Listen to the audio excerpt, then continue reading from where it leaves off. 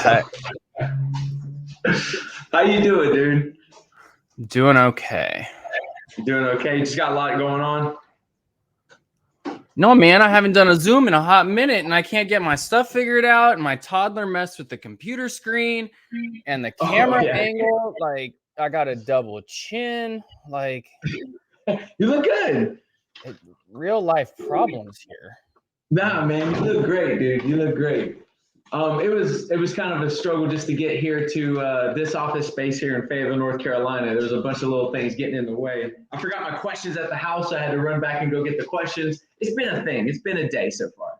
As long as we got our coffee, then we good. You got the coffee, man. You're good to go. And I accidentally bought tea this morning, and I cannot stand tea. So it's been a thing. It's been a thing today. Brutal. So you ready to go? We're ready to go. All right, man. So if you don't mind, tell everyone who is watching, who you are, what you do, how you do it, and all that good jazz. That's a lot of questions in one answer. I am Troy Palmquist. I'm the Director of Growth for eXp Realty, specifically for the state of California. Perfect. Okay, cool.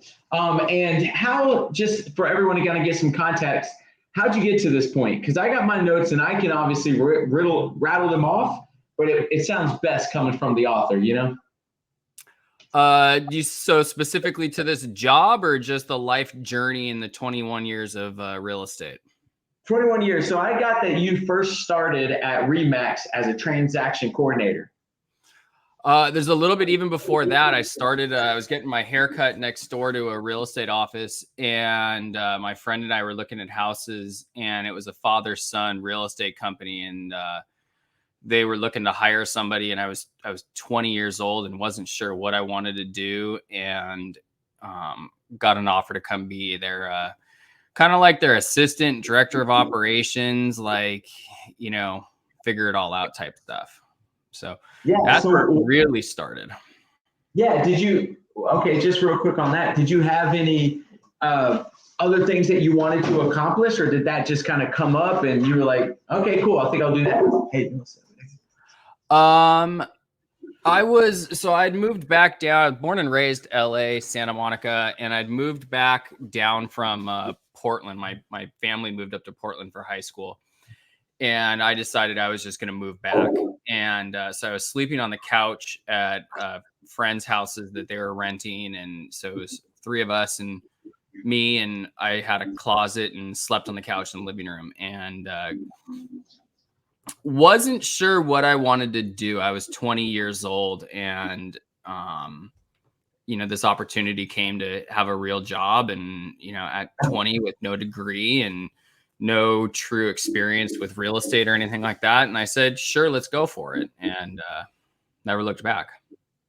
That's awesome, man. That's cool. And that's why, you know, good or bad, that's why I like real estate. It has a lower barrier of entry that anyone can really start diving into. It's really up to you to keep excelling in it. Would you agree? Yeah, I think that the barrier of entry sometimes is a little too low. That's what I'm saying, good or bad. But yeah, it's an opportunity for people to come in and change their lives. And as long as you're looking at why you're doing it with the right reason, not to get the big paychecks or to do this or, you know, get the Lamborghinis, but really to have an impact on people's lives of, you know, buying and selling real estate, then you're doing something right. Yeah, totally agree. All right, so I am gonna actually rattle off just a few more things, and let me know if I'm wrong or there's something else I should add.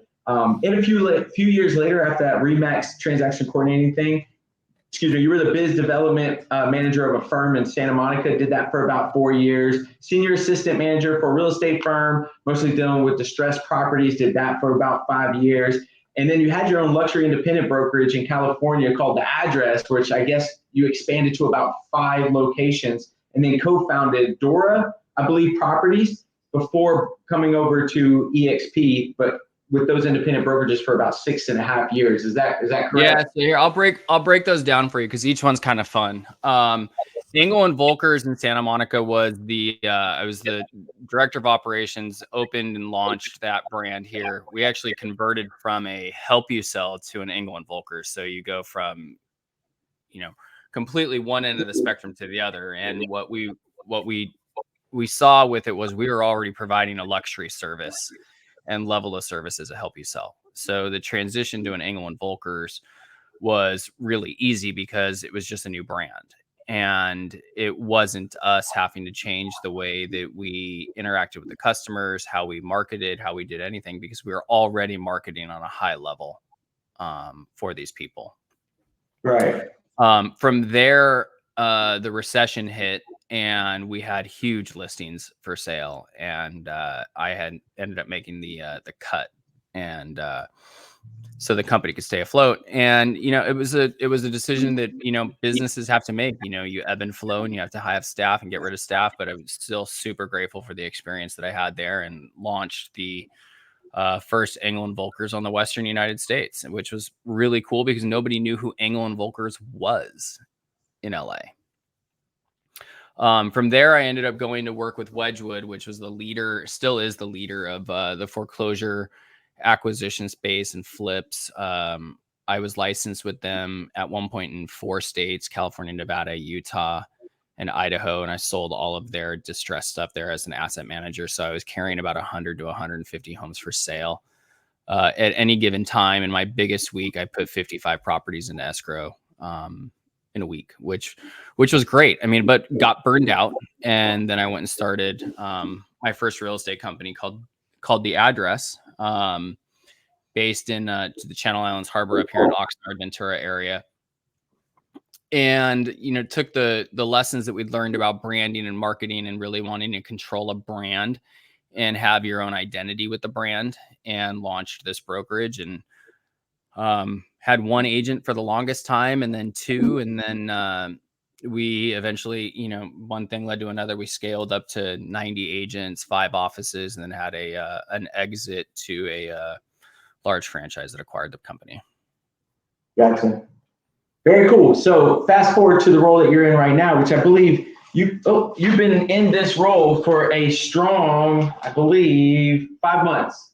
Oh, 5. I thought it was 4. So there we 4. Go. I rounded up.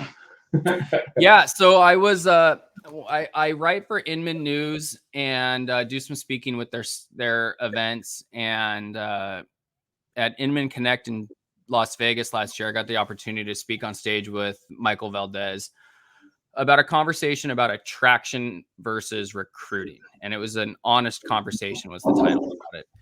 And it was a conversation that I almost turned down because I was a little intimidated by the caliber of the person that I was going to speak with on stage, and didn't want to be, you know, here I am, 40 agents, and here's Michael Valdez, growth officer with 90,000 agents. Big difference.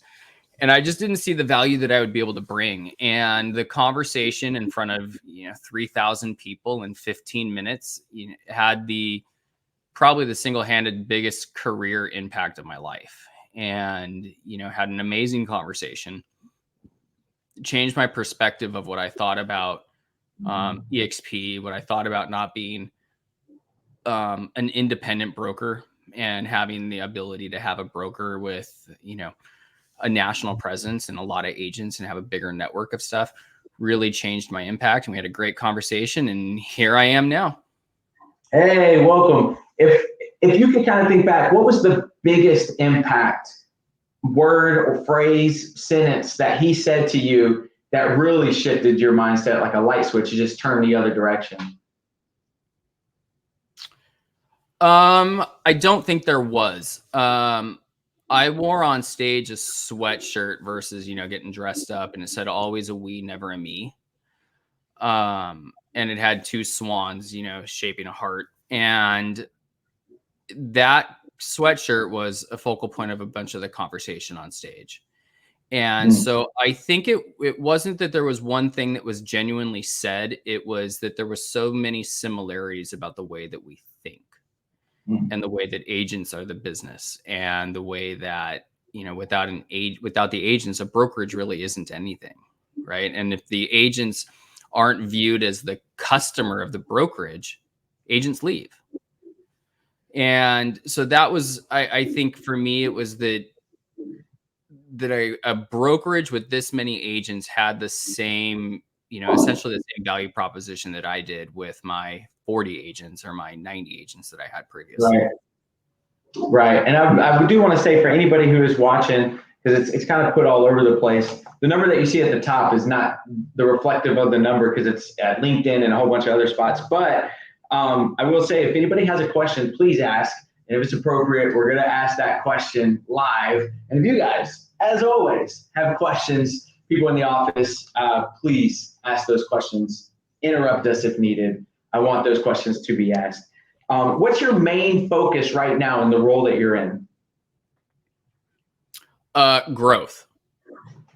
And you throw that word out there, it's pretty big term. I think it's growth and looking at it in multiple different ways. Agent count within the state of California and growing that. But it's also helping the individual agents grow. I'm pretty available for phone calls and love the phone calls and the mastermind with people. But the more the agents grow, the more the brokerage grows, the more the signs in the yard, the more the brokerage grows. So right. It loop it up into one big umbrella, and it's growth of the state of California.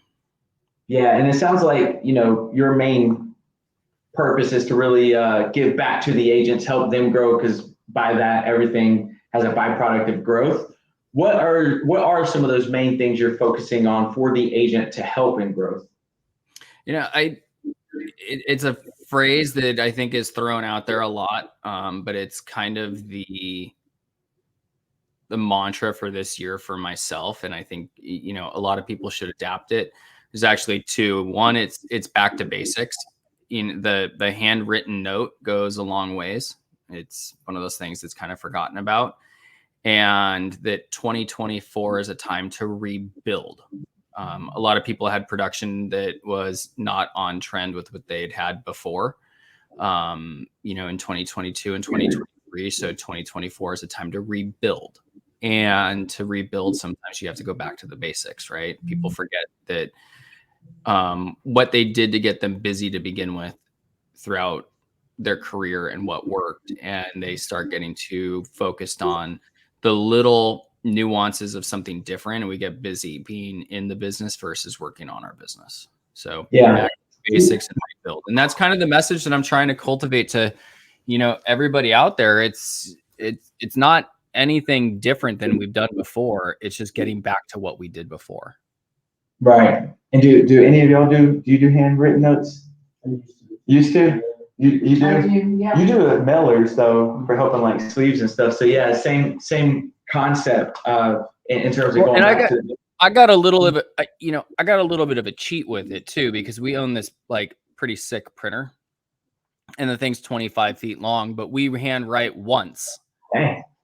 And then scan it into the system at a really high DPI with blue ink and then run them out, and it creates the note cards. It cuts them, folds them, and the whole thing. Yeah. And so for us, if you're going to go door knocking, it's going door knocking with intention, and you're taking a card that says, "Sorry, I missed you," and it looks like you hand wrote it right there. So It's just back to the basics. Like I write notes. I've got a stack of note cards sitting here. The goal is to send out, a handful a week, but the handwritten note just goes so far, whether it's with an agent you just closed a transaction with, somebody that you met at a new open house that's a new agent, and cultivating those relationships. It's a relationship-based business. Yeah. So if you ever want to send one to Fayetteville, North Carolina, we'll put it on the wall somewhere here in the office. Even if it's got that blue ink from the printer, we're good to go. We're good to go. I'll send you one today. Then you see a blank note card, but very good. We'll send you a note card today. Awesome. And so so going back to the basics, how is eXp going back to the basics for their agents to help with growth? So what do you define as growth? So I was trying to piggyback on your value proposition for your clients in terms of buyers and sellers. So in that aspect, it would be, let's say, more units closed, let's say the seller making more money, let's say the agent making more money. It's kind of that same vertical. How would that? So I think with eXp, the big missing piece that people don't really I think tap into enough is the amount of education and content that's put out there. And for agents that are new to the industry or seasoned, there's so many different channels to jump into and learn from. Even like this podcast, right? Like this to me is an educational piece. People need to dive into and really utilize the benefits of what this brokerage offers, because that's going to spur your growth. Yeah. So where should they start? Like if we're going back to the basics, an agent just started, obviously there's a ton, right? I'm not even necessarily part of, let's say, the executive team or anything like that. Just an agent out here wanting to give some value. So that's just another avenue. But I'm brand new to eXp. What would be for you, back to the basics, I'm an agent, need to dive into to learn more about selling homes? There's a handful of different channels to go through for it. Sorry, I'm dodging the question. I don't specifically have like the answer to that. Like, you know, I love the transparency though. But there's so many different ways to go into, through Workplace and the other educational channels that we have through it. eXp's on a mission. I think you actually had the new chief of education on your podcast a couple weeks ago, right? Yeah, chief learning officer. Yeah, chief learning officer. Sorry. And I mean, that was an amazing conversation you guys had. Like, and what eXp is really doing by bringing somebody of that caliber in is really elevating the game for what brokerages are going to be able to offer and should offer to their agents to really help them have the tools, understand the tools, but also have the education of promoting their growth. Yeah, and what I'll say is like he's also done a really good job of listening to outsiders. So I've had him connect with other leaders in terms of coaching or consulting that are outside of eXp, and he's taking the call every single time. He's really just pulling in whatever he can to help out, I guess, the gaps that eXp may have. Well, it's just the gaps that brokerages have in general. Yeah, for sure. Yeah. Which, a lot of us are having those same struggles, which is why the conversation is probably congruent, Any questions so far? No? Y'all good? Any questions online? Please ask those questions. Number one asset would you say an agent would need in a shifting market? Because obviously we're seeing it shift a little bit. And here in Fayetteville, it's starting to pick up a little bit more than what it was. It was way more of a seller's market, but you're seeing buyers have a little bit more oomph in their offers. What would you think, or what would you say an agent would need, number one asset in a shifting market? I think the number one asset for a real estate agent, no matter what type of market is, whether it's a buyer's market, a seller's market, or just a stable market, is their database. If you're not working your sphere of influence, like you will fail. Like there's no way around it. The online leads don't care about you. The people that you meet at an open house typically don't care about you. Your sphere of influence, the people you send your holiday card to and that your kids go to school with, guess what? They care about you and they want to care about your success. So keeping in touch with your database. I wrote an article last week and eXp actually reshared it in one of the channels on Workplace, but it was on evaluating the health of your database. And it was a really good article because it really does talk about like, okay, we run a database, but how often do you go and add people to it? Like you can't wait until Christmas to go and add it and say, who did we meet at Johnny's soccer this year and add them? They need to be added in earlier. And, whether you're working with a geo farm or, what you're doing for outbound outreach for, farming or whatever, like they've got to be in your database. Like, and there's services out there where you can get a phone number. There's services out there where you can get their email. There's services out there where you can find out what kind of car they drive based on the DMV records. Like there's plenty of ways out there to build your database and network to your sphere of influence. Yeah. Okay. Single-handedly your best asset. I don't care if it's a website. I don't care if it's, your YouTube channel or whatever it is. Your best asset in real estate is your database. Yeah. You're preaching to the choir over here. So we appreciate that. Real quick, and I call it your landing pad, right? So you do have the top of the funnel where you're getting leads and warm leads, cold leads, whatever lead. but that's the landing pad. That's where everyone should be landing with a systemized follow-up system, building a relationship. How do you get most of your leads? In-person networking. And do you have like a database eventually they go into? Yep. And how do you get most of your leads? Past client referrals. Past client referrals. And do they end up going into a database? Oh, everyone's in a database. So we love it. And I appreciate it. I taught a whole class on this for the locker room coaching yesterday. So it's like the timing couldn't have been more perfect. So, but here's the thing, right? Like, you have to continually add to it. There is a sweet spot for it, but it's the addition of it that really helps it continue to grow. It's like, you know, you've got these databases of diamonds or gold or whatever way you want to, you know, look at it, of money just sitting there, of people that want to buy and sell a house. And if they don't know that you're willing to help them or you want to help them, they're never going to ask. And I'm you know, as much as I say it, my number one asset is as my sphere of influence.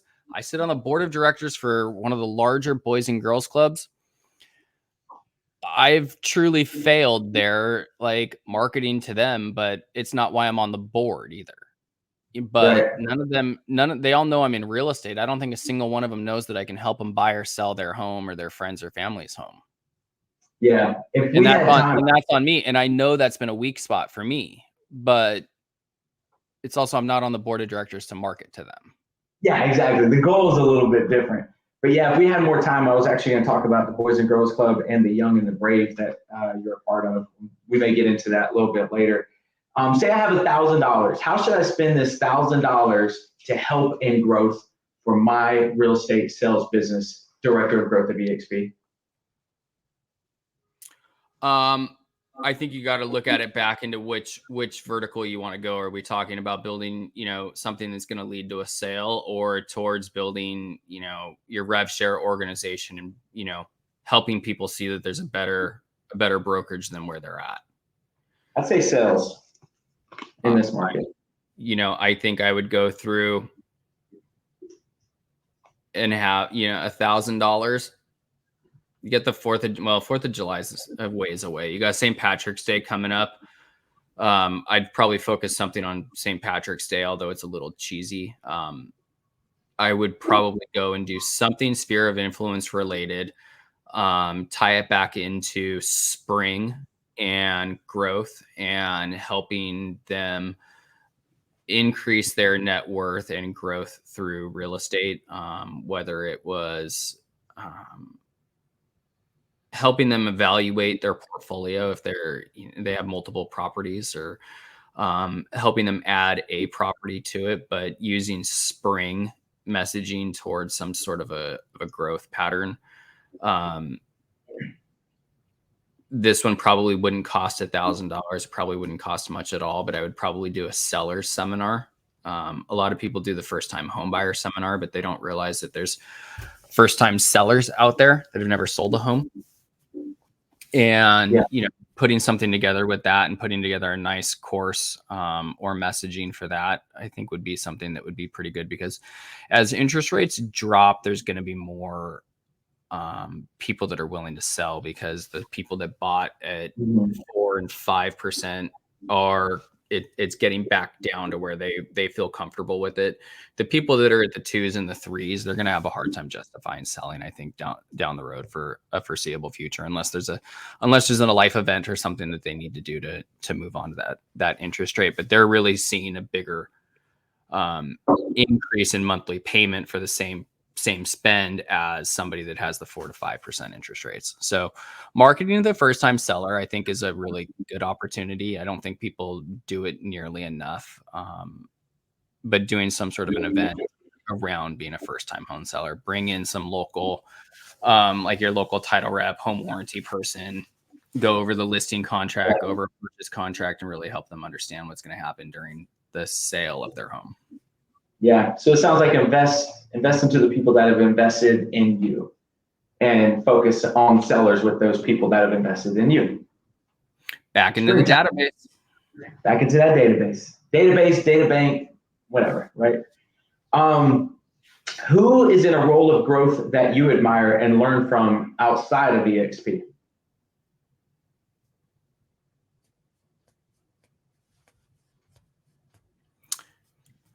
Who is in a growth role that I admire outside of eXp?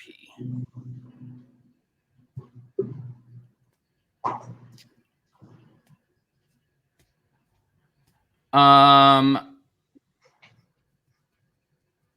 little cheesy of an answer, but it's totally dodging the question into the way that you want the answer. But my mom, my dad passed away in 2022, and my mom has had to grow tremendously outside of where she was before. She'd been married for 30 something years. They were married since, 35, 40, no, what was it? 40 something years. So she didn't know anything else. And so she was forced to step outside of her comfort zone, even down to, mowing the yard and, doing all of that stuff. So I think in a growth position outside of eXp, my mom definitely has shown some of the biggest, growth that I see and admire. Professionally, I have a lot of mentors. I think that the mentorship and having people to talk to as you grow is super important. I don't necessarily have mentors because of how they've grown. Yeah, no, and it's fine. Mom's you can't go, dude. can't No, go but it's such a good question. Who do you admire for growth outside of eXp? And there's Rene Rodriguez. He's an author, speaker, and I love what he's done, and his company has truly grown exponentially over the past few years. And he's a great guy with a great mission and great strategies to really help you grow. That's awesome. We may need to bring him on here and ask him some questions as well. We got a question from the CEO founder of the Locker Room Coaching, Jake Dixon. He asked, what KPIs does a director of growth of eXp focus on day in and day out, the 20% activities? For me, it's a lot of outreach. It's building the relationships and cultivating the relationships with agents. I've gone, you go back to basics. I've sent people that have joined eXp text messages and saying, welcome to eXp from my real cell phone number with a video saying, welcome to eXp. Don't forget to send an announcement letter out to your database and, let them know that you switched. For me, a lot of it is it's direct outreach because we haven't had a director of growth in California before. There was, the handful of national people. So it's making people aware that I exist and that I'm here to help them, with growth, help them with, the conversations with people that they're having about joining eXp and helping them get across the finish line. But you can't have those conversations if people don't know to reach out to you. Yeah. All right. And you would say that's number one or one of the top, let's say 3 KPIs you're focused on? I mean, it's not necessarily a KPI. It's how am I looking at it to help develop the growth? I mean, it's outreach to people, meeting new people and helping the agents here, grow. Yeah. As you've been outreaching, what is the feedback you're getting from a director of growth who is, it doesn't sound like, I guess California's had that position and there may have been a vacuum for a little while. What are you seeing is the biggest response to that? I think a lot of it's genuinely really warmly welcomed.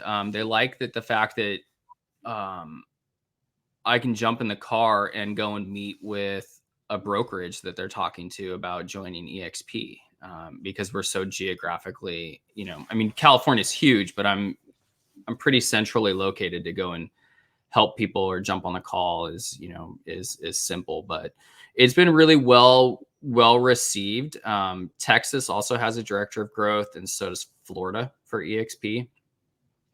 And I think that it really does help provide that individual in a virtual world and virtual brokerage to have somebody that you can, pick up the phone and call and just chat and brainstorm with.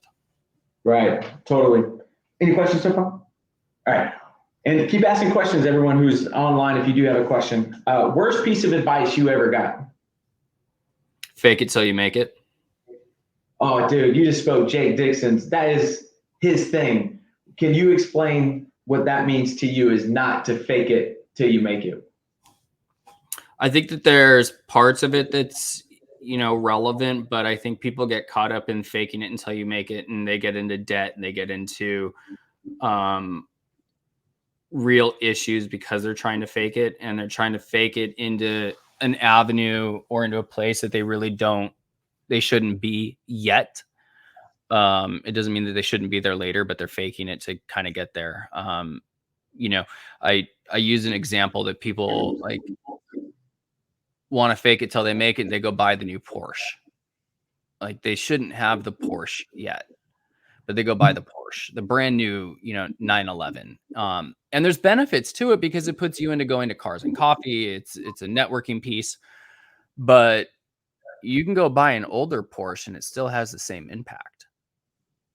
Like, I've got a 1975 Porsche 914.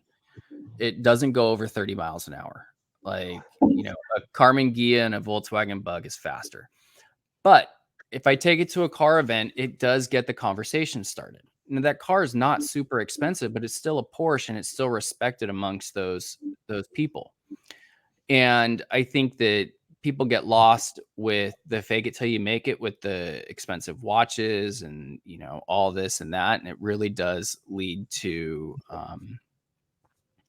financial issues down the road. And I think that people really, that is one of those bad pieces of advice to do. Yeah, and I think on some level, of course, if you're doing that to impress a certain person, you got to keep that facade forever, which sounds extremely exhausting. And I think Jake Dixon's focus on that is maybe not focus so much on the things that you're not great at, and only focus at the things that you're really good at. So no need to fake anything till you make it. Just stay focused in what you have. Pick your lane and master it. Like, there's no reason to be all over the place trying to do stuff. Like, pick a lane, focus on it, master it, and then move on to another piece. Like, because that's really where you're going to see the success. That's right. Jumping on that, do you have a favorite failure that you believe has set you up for your position that you're now with eXp?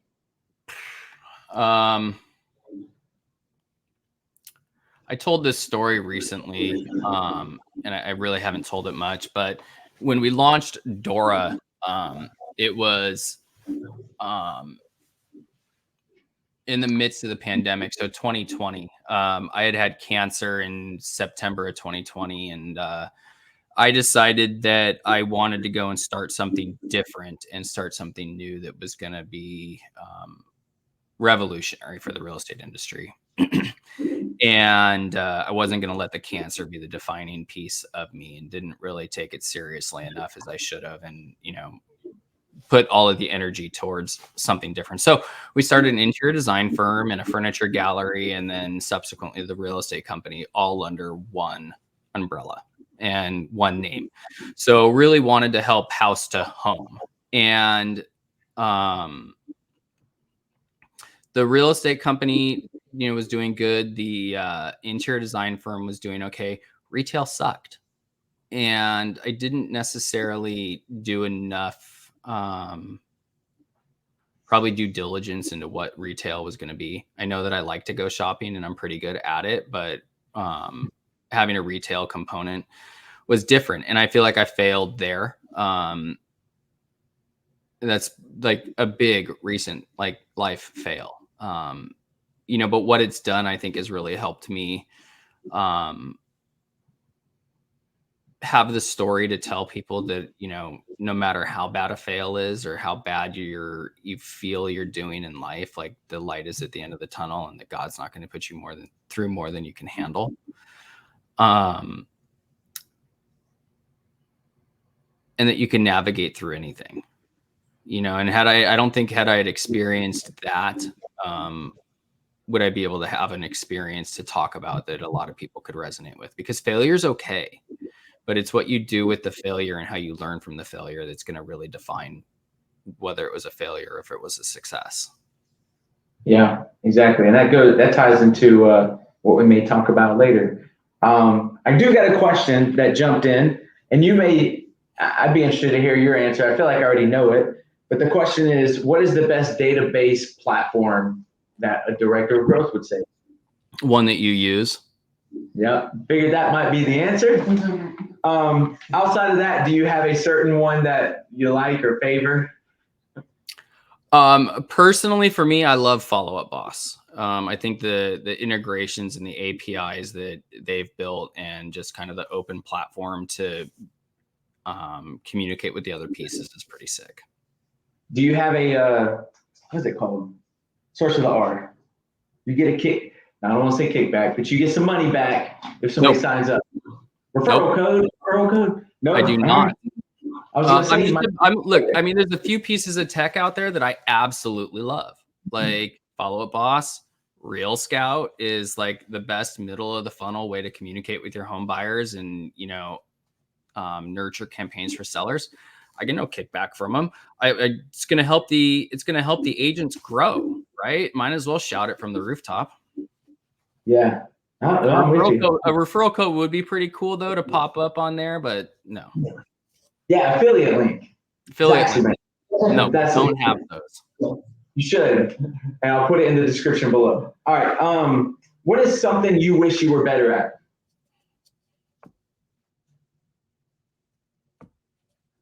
I heard a phrase recently, and it's like you're good at A to Z, but not everything in between. I wish I could be better at the stuff in between. I wish I could surf. I live at the beach and I've tried to go surfing and it's just not my thing. I can wakeboard just fine, but surfing, I can't surf. But no, I think professionally, like there's so many other ways to, work your database and work the real estate industry. I wish I was better at like expireds and reaching out that way, but I'm not a big cold call person. I'm not really into door knocking. And like the expired campaigns really do touch both of those because you've got to go and do it. I have no problem FedExing somebody a book saying, hey, I can help you sell your house, but to go and drop it off at the house and knock on the door is not my thing. Yeah.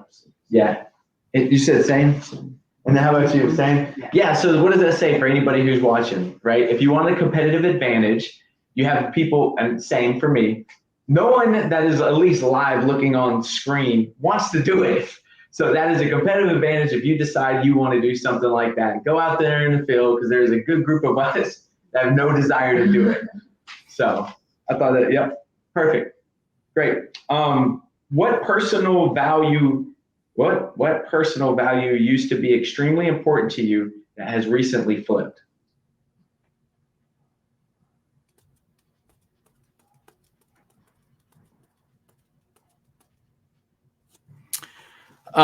Probably energy. I think I used to look at energy being something that you always had enough of. 24 hours in the day was enough time in the day. You have enough energy to keep going. That flipped for me last year, and I realized that the energy that you have and the energy that you put out into doing something, or the energy you put into people, changes, and you don't have unlimited energy for that. So really being protective of your time and protective of your energy, because if you're using it up doing stuff during the day, you don't have time for family and the energy for family at home. Yeah. So for the team leaders, the broker owners, all of that, for the agents that suck their energy that may be in their firm or on their team, what advice would you give for them? Just put your guard up a little bit more. It's just, what's important, and for me right now, family's, important. The time at home, the time with family is important. Like I don't want necessarily, want to be exhausted and emotionally drained when I'm at home with, my 6-year-old or with my wife. And, you know, having the ability to have the energy there. You just, it's one of those things, man. It's like you can go and everyone talks about side hustles and, you know, different revenue streams. And it's like you start pulling away your energy and your focus from one thing over to another. You start losing traction, you lose growth, and you lose what's important with that one thing because you start focusing on another. And like that big lesson for me was with like the furniture gallery. Like we put so much energy into trying to figure out retail that it was starting to impact other places. And that's where I really learned about like energy and time. Like you just don't get more energy. Like, yeah. And I'm not talking the physical, like, you know, energy, like I can go run 5 miles. It's like the physical, it's the energy to put into something, like the emotional energy. You don't get unlimited reserves of that. Yeah. So what if you find, let's use one of your brokerages, let's say 30 agents, and you have 5, 10 agents who come up to you and tell you about this one agent that's draining their energy. What does that conversation look like? Or what's the next steps to heal that thing going on in the office?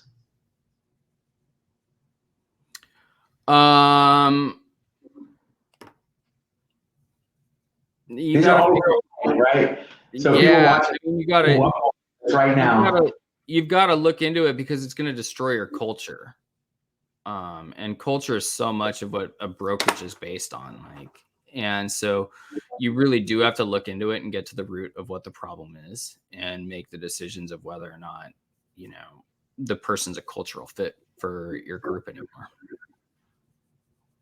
And if they're not, but you like that agent, what does that conversation look like? Because obviously director of growth, by getting, you know, having these hard conversations, it's going to help the growth of the whole organization, right? And these are difficult. Well, I mean, I'm looking at it. I'm not looking at it, the question in the director of growth of eXp. I'm looking at it in, you know, what I've done in previous circumstances before, like, you know, where I had a brokerage of 90 agents or a brokerage of 40 agents, like, and what you do. Like, because look, I mean, every situation is different. And there's a different outcome for everything. So it's, you know, why aren't we, what's going on that's causing the issue? Yeah. But I mean, you've got to look into it. You've got to address it. Yeah. Yeah. There's a quote that goes, come from curiosity. So just get curious about the situation and then find out what's the next step after that. But ultimately, the big goal is to keep the culture intact. Yeah. Love it. Love it. Any questions so far? All right. We've got a lot of notes being taken as well. What, this is a question that's interesting. How, if anybody was interested into getting into leadership or executive level or whatever within not only eXp, let's just use eXp, but it could be truly any other firm. What are some of the things that you feel that the leadership executive team are looking for in order for that person to step into those seats? I think you got to put yourself out there to have conversations. I think a lot of the times, and this isn't speaking for eXp or speaking for, you know, anybody more along the lines of what I've seen in my own career, is that it's the relationships that you build with people. And so putting yourself out there to have the conversations with people that are above you, asking for a mentor, asking for advice, and looking to people. But you've got to cultivate the relationship. You've got to really like put the energy into it. And whether it's going to a specific conference to meet somebody, you know, I heard somebody say that it's like they wanted to work with a particular person, so they went to like 3 different conferences, like to sit in the lobby and meet the person and try and get FaceTime with them. Like you've got to go and get FaceTime and get the credibility going with people. Because think about it, if you're trying to go for a job, like the person that gets referred into a company has a lot more likely chance of really getting a seat at the table. It's just like if you get a referral into a listing or a referral into a buyer, the referral is the strongest source. Yeah. So putting your energy into really making those connections and You know, it's like if you go to a conference with the intent of meeting a couple people, whether it's a CEO of a tech company or a CEO of this, or, you know, an agent that you admire, like go out there and with intention, meet the person and then, you know, cultivate, you know, the relationship, keep in touch with them because you never know where the relationship's going to turn. Yeah, totally agree with that. But look, for me, I wouldn't be at eXp had I had not had the conversation on stage with Michael and, you know, had a subsequent conversation. And then really, you know, had I had not expressed the interest in genuinely in eXp, I wouldn't be here. But it was a conversation that I almost turned down that I decided would be a bad decision to turn down, and, you know, changed my life. Yeah, totally. What is something, and I got a few more questions and then we can wrap it up. We got less than 15 minutes, but knowing that you are focused on, you know, obviously California, what are some things that you're learning in the state that you feel like overall global eXp could adapt to grow? I think that I'm learning, and I think it's probably more, not just at eXp, but in general, that the pandemic and the last 3 years has really pushed us away from building relationships genuinely. You know, it's like, how many transactions did you close last year? Oh, me personally? Yeah. So I hand all my leads away. So personally, none. Okay. So in the room behind you guys, and I'm sorry, I didn't catch your names earlier, but how many transactions did you guys close last year? I have no idea because they run a team as well. And then 57. Okay. So 57. Of the 57, how many were double-ended? I do not track that, but I would say about a quarter of them. 25%. Because Okay, we're in a military town, usually when someone's selling, they're leaving to go to another state. But I do get referrals on quite a few of those for whatever state they're ending up in. No, so I'm meaning on the real estate agent side. So of the 57 deals, how many did you double end? 25%? So there wasn't another agent on the other side.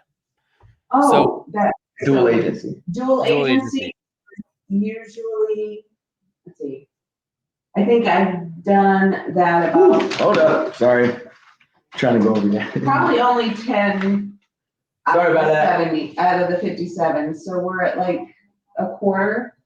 okay. Maybe? So, and of that, how many were done with another eXp agent or somebody in your office?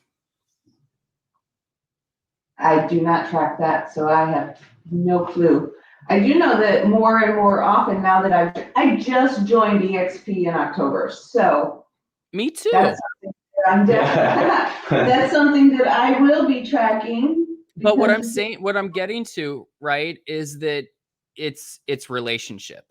And you have, if you're looking at it in growth, one way or the other, it's so impactful to go out and grab coffee with a real estate agent that you close the deal with, no matter what brokerage they're at. Because what happens is it's like, hey, we had a great transaction. I'd love to do another one with you. What do you have coming up? What do you have for buyers? And it's this transactional relationship-based business, right? And that's Absolutely. And that's where I ask the questions that way, because it's like, we identify that you have potentially 35 people that you could reach out to and strengthen the relationships, because most likely you had a really smooth transaction with all of them and had a positive experience working with them on the other end. I have had, with relations with agents, when you work well with agents and form that relationship, when you put an offer in on their property, they're more gung-ho and they can tell their seller, you know, hey, this agent is going to make the transaction smooth. These two offers are really close, but I do know this agent's going to make it a lot easier for us. And I've had that happen 2 or 3 times where the agent told me, you know, one of the reasons my offer was accepted was because who I was. Yeah, because you're going to get into a relationship with this person for the next 30 to 45 days. I would much rather get into the relationship knowing that the person that I'm going to work with, I've worked with in the past, or I know their track record and I know that they're going to close and we're going to have a smooth transaction. Not get, oh, I'm sending a notice to perform or demand to close and, adding elements of stress to the transaction that aren't necessary, because I know this person has a great reputation. I've worked with them before. We go to coffee. Like, we might not be at the same brokerage, but we have a relationship and it's going to help you do more business. Agreed. There we go. Completely agree.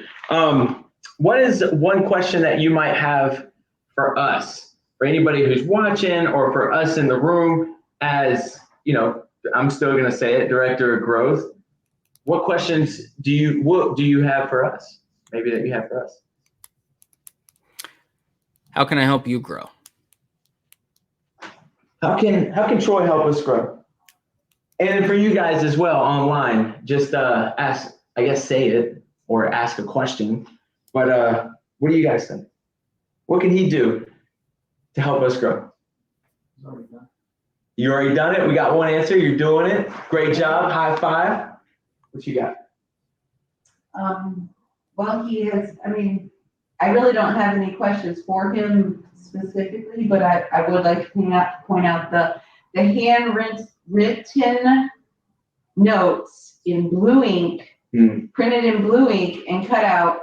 It's going to save me time exponentially, and thank you very much, because writing out, I do 10 to 15 cards a week that I mail out.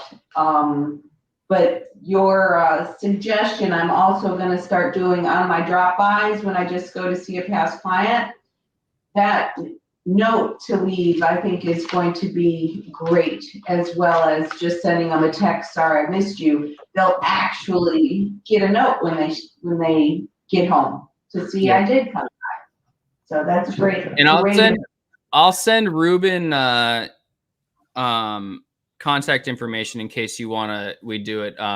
My graphic artist actually has an Etsy store that she does these handwritten notes, and we ship them across the United States to people. So you write it once, we send them out. We got people that do house anniversaries to their entire farm, reminding people that they bought their home, and they use this over and over again, that this month is your anniversary of when you bought your home. And as long as you got the same pen writing in the envelope, nobody can tell the difference.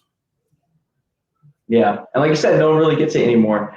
And you got to get past the trash can, right? Anything that comes in a handwritten envelope, you are predetermined that you will open it, because you've got to know. Yeah, you just got to know. I know that I was looking at, I believe it's 74 units we closed as a team last month. So looking at that, one thing we've never done is really started to scale where those transactions are coming from, or how many were double-ended within, let's say, our group, or eXp in general. So that'd be something that'd be interesting. I'll say another thing that's helping us grow is you jumping on. So I'm like notorious for reaching out to leadership and wanting to know what's going on, and get to know the person a little bit more, and that helps me and deliver message and so on and so forth, and deliver the message out there into the interwebs as well. So that helps me. So I appreciate that. We also got someone else who said, hey, and this someone else, if you don't mind, put your name, because we don't have it, but it says, what can you do to help me grow? Hey, send me all your Central Texas referrals, with a cool glasses emoji. So if I know anyone moving to Texas, I will keep it in mind. So here, I'll end with this one other piece of advice. We show, as real estate agents, we show a lot of property, especially if you're working with a lot of buyers. Take the opportunity and go introduce yourself to the 3 or 4 homes on either side of the house. It's not your listing, right? But go there with the enthusiasm, go knock on the door and say, hey, I just showed this house. I absolutely love it. I know you probably don't want to move, but do you know anyone wanting to move into this neighborhood? Because I want to sell that house. Yeah.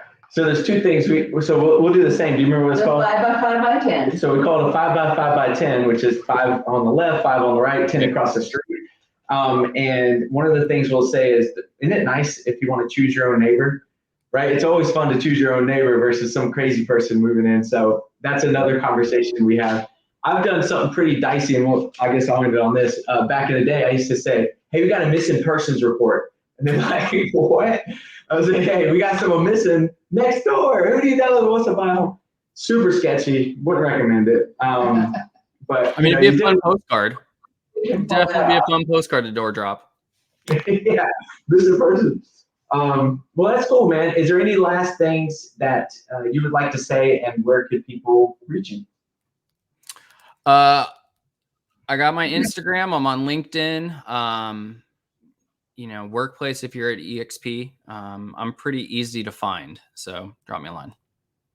Awesome. I appreciate it, Troy. Thank you so much for jumping on. And we'll see what it looks like for next year. We'll bring you on again, see what's changed, see what new things are happening. But so glad that you were able to jump on, man. I really appreciate it. Thank you for having me. Everybody have a great day. Yes, sir. See you. Bye. Bye.